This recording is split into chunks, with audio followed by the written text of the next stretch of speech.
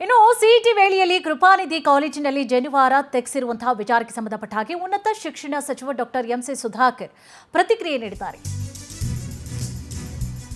CET ವೇಳೆಯಲ್ಲಿ ಕೃಪಾನಿಧಿ ಕಾಲೇಜಿನಲ್ಲಿ ನೋಡಿ ಜನಿವಾರವನ್ನ ತೆಗೆಸಿದಂತಹ ವಿಚಾರ ಸಂಬಂಧವಾಗಿ ಡಾಕ್ಟರ್ ಎಂಸಿ ಸುಧಾಕರ್ ಪ್ರತಿಕ್ರಿಯೆ ನೀಡಿದ್ದಾರೆ.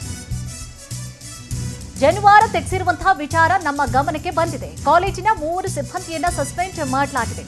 ಇದೊಂದು ವಿಕೃತ ಮನಸ್ಸಿನವರ ಕೆಲಸ ಅನ್ಸುತ್ತೆ. ನಾವು ಇದನ್ನ ಗಂಭೀರವಾಗಿ ಪರಿಗಣಿಸಿದ್ದೇವೆ. ಕಾನೂನಿನಲ್ಲಿ ಯಾವ ಶಿಕ್ಷೆಯನ್ನ ಕೊಡಬೇಕೋ ಅದನ್ನ ಮಾಡ್ತೇವೆ. ಮುಂದೆ ಈ ರೀತಿಯ ಘಟನೆಗಳು ಆಗದಂತೆ ನೋಡಿಕೊಳ್ತೇವೆ. ಉನ್ನತ ಶಿಕ್ಷಣ ಸಚಿವ ಡಾಕ್ಟರ್ ಎಂಸಿ ಸುಧಾಕರ್ ಹೇಳಿಕೆ ನೀಡಿದ್ದಾರೆ.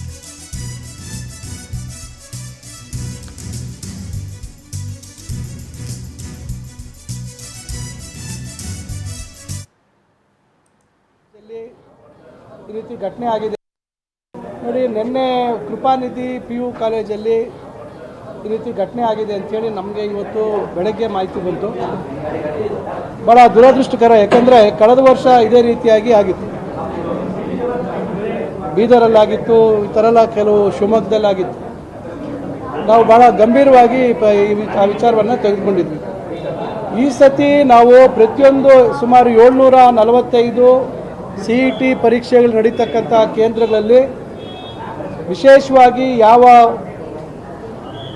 ವಸ್ತ್ರಗಳನ್ನು ಅವರು ಧರಿಸ್ಕೋಬೋದು, ಏನೆಲ್ಲ ನಿಯಮಗಳನ್ನು ಪಾಲನೆ ಮಾಡಬೇಕು ಅಂತೇಳಿ ಒಬ್ಬರನ್ನು ಅಲ್ಲಿ ನೇಮಕ ಮಾಡುವಂಥದ್ದನ್ನು ಮಾಡಿದ್ವಿ. ಈಗ ಸರ್ಕಾರಿ ಮತ್ತು ಖಾಸಗಿ ಕಾಲೇಜುಗಳಲ್ಲಿ ನಾವು ಬಳಸ್ಕೊಂಡು ಅದರ ಮೂಲಭೂತ ಸೌಲಭ್ಯ ಬಳಸ್ಕೊಂಡು ನಾವು CET ಪರೀಕ್ಷೆಗಳನ್ನು ಪಾರದರ್ಶಕವಾಗಿ ಮಾಡುವಂಥ ಕೆಲಸವನ್ನು ನಾವು ಮಾಡ್ತಾಯಿದ್ದೀವಿ. ಭಾಳಷ್ಟು ಮುಂಜಾಗ್ರತಾ ಕ್ರಮಗಳನ್ನು ತೆಗೆದುಕೊಂಡು ಎಲ್ಲರಿಗೂ ನಾವು ತರಬೇತಿಯನ್ನು ಕೊಡುವಂಥದ್ದು, ಅಲ್ಲಿ ಏನೆಲ್ಲ ಪಾಲನೆ ಮಾಡಬೇಕು ಅಂತ ಕೊಟ್ಟಿದ್ದೀವಿ.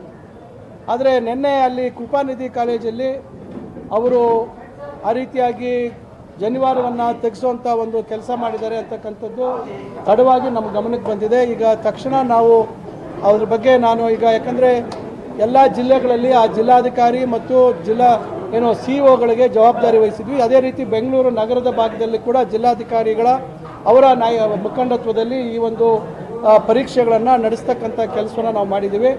ಈಗ ವಿಷಯ ಗೊತ್ತಾಗಿದ ತಕ್ಷಣ ಈಗ ಅವರ ಆ ಸಂಸ್ಥೆ ಮೇಲೆ ನೀವು ದೂರು ದಾಖಲು ಮಾಡಬೇಕು ಅಂತಕ್ಕಂಥ ಸ್ಪಷ್ಟವಾದಂಥ ಸೂಚನೆ ಕೊಟ್ಟಿದ್ದೀವಿ.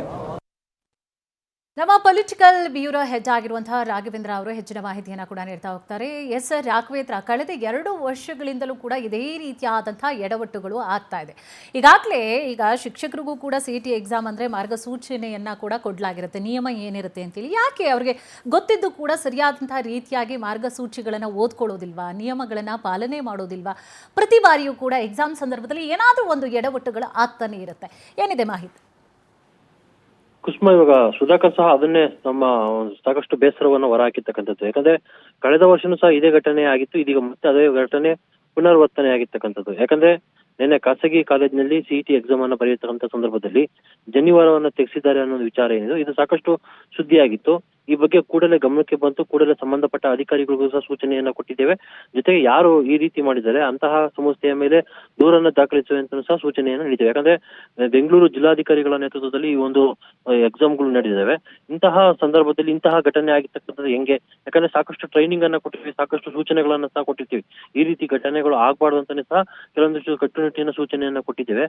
ಆದರೂ ಸಹ ಈ ಘಟನೆ ಆಗಿದೆ. ಹಾಗಾಗಿ ಸಾಕಷ್ಟು ಬೇಸರವನ್ನ ನಾನು ಸಹ ಹೊರಹಾಕ್ತೇನೆ. ಜೊತೆಗೆ ಕಾನೂನಿನಲ್ಲಿ ಇದಕ್ಕೆ ಯಾವ ರೀತಿ ಶಿಕ್ಷೆ ಇದೆ ಅದನ್ನ ಒಳಪಡಿಸೋದಕ್ಕೂ ಸಹ ಸೂಚನೆಯನ್ನ ನೀಡಿದ್ವಿ. ಮುಂದೆ ಈ ರೀತಿ ಘಟನೆಗಳು ಆಗದಂತೆ ಕ್ರಮವನ್ನ ವಹಿಸ್ತೀವಿ ಅಂತ ಅವ್ರ ಹೇಳಿಕೆಯನ್ನ ಕೊಟ್ಟಿರ್ತಕ್ಕಂಥದ್ದು. ಕುಸುಮ.